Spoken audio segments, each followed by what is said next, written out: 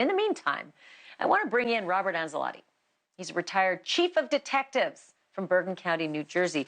Okay, Robert, I'm really confounded here because I'm sort of confused about two crimes in two jurisdictions. There's one police department where these allegations that 3 cops were passing this kid around and sexually abusing her, right? And then there's this other police department that is investigating her death from a so-called suicide that now one of the best in the business says was not a suicide at all.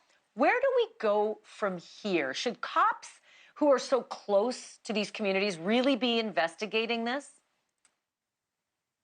So that's always, Ashley, first, thanks for having me on. Second, always a big question, right? The public demands answers. A lot of, over the years, our internal affairs process is geared towards the idea that police should be policing their own. We should be able to clean up our own backyard, so to speak. But in more recent times, especially in the wake of George Floyd, I think increasingly the public demands independent outside investigations to ensure the integrity of the outcome of these types of cases.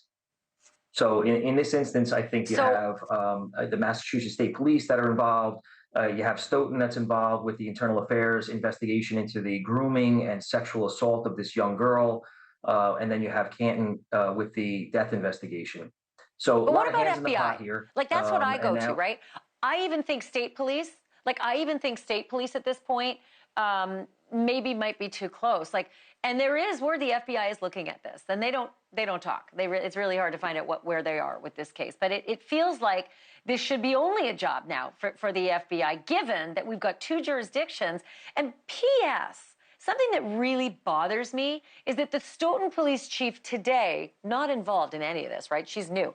She's upset about this. She thinks the highest level should be investigating this. And these 3 officers were never charged with any of these grooming allegations, even though she says it looks like it happened. And I'm wondering if they weren't charged with it because she's dead. Like, they've got text messages, but they don't have the actual victim.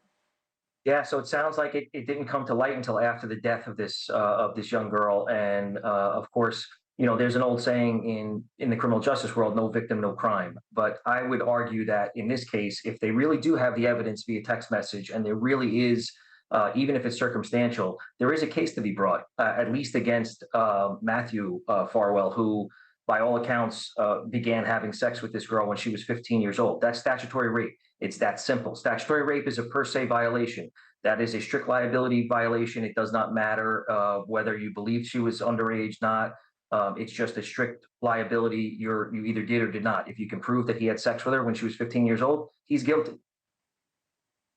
Yeah, and by the way, there are the text messages saying so.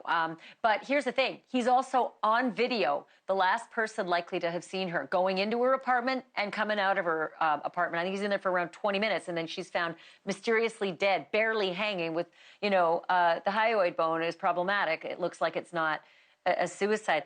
I'm going to have you back because I kind of feel like there's a lot of noise on this case now, especially since the Karen Reed case was so close.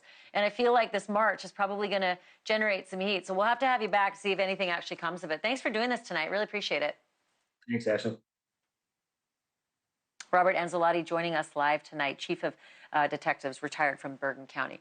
And I want you to know, like, if you or anybody you know has been a victim of sexual assault, there's help available anytime. Just check these numbers out. Take a picture of your screen, the National Sexual Assault Hotline, 1-800-656-4673 or 1-800-656-HOPE. Again, take a picture of the screen. Thank you for watching. Go to newsnationnow.com to find NewsNation on your television provider. And don't forget to click the red subscribe button below to get more of NewsNation's fact-driven, unbiased coverage.